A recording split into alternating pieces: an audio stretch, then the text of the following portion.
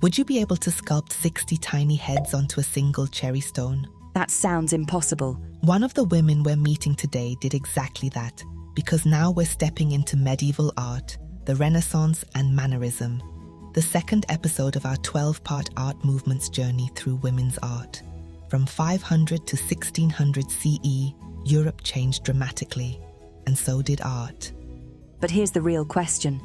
How did women create art in a world where they weren't supposed to? Well, they had their ways, as you'll see. For example, medieval art wasn't about fame, it was about faith. Most creators were monks and nuns, working quietly in convents. So being a nun could be a way to be creative, but hidden behind monastery walls? Yes. Take Herrad of Landsberg from Germany. She created the first encyclopaedia written by a woman, filled with over 300 illustrations. A medieval knowledge explosion. She wrote an entire encyclopedia. I can barely finish a grocery list. And then there's Hildegard of Bingen, also from Germany, a composer, scientist, philosopher, and visionary. Her illuminated manuscripts were based on her visions, and her music still survives today. They are really dramatic, aren't they? Seeing them must have been as exciting as watching an action film back then. For sure. Then the Renaissance arrived and suddenly art changed. A rebirth of knowledge, realism, and humanism. Why does Renaissance art suddenly look 3D? I'm glad you noticed that. Medieval paintings were flat, symbolic, devotional, but during the Renaissance they discovered something that made pictures look like you could walk inside them.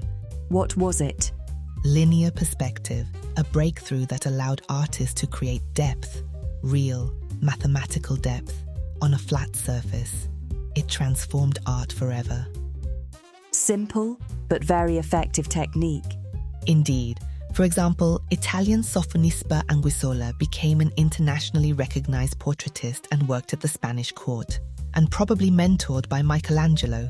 I've heard of him, of course, but never about Sofonisba. You're not alone. And Properzia de Rossi, an Italian sculptor, carved miniature figures into fruit pits before she was allowed to work in marble. She sculpted fruit pits. That's hardcore. Eventually, she worked in marble and became famous, but she also appeared twice in Bologna's criminal records. Really?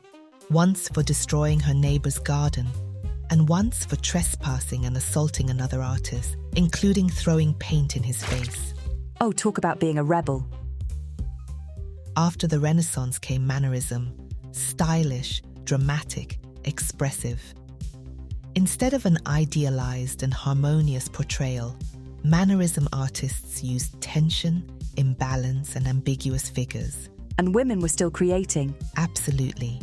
Lavinia Fontana, also from Italy, became the first professional female career artist in Western Europe.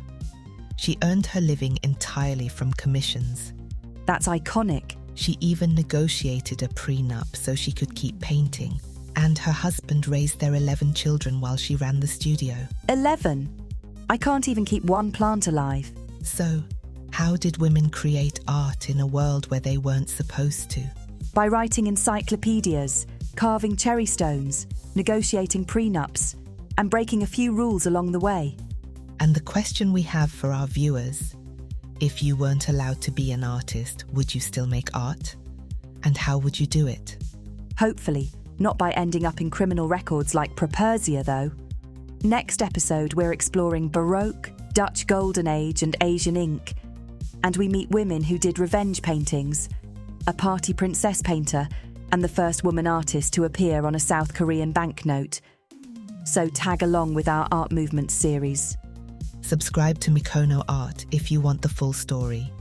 The women who shaped art then, and the women shaping it now, across every region of the world.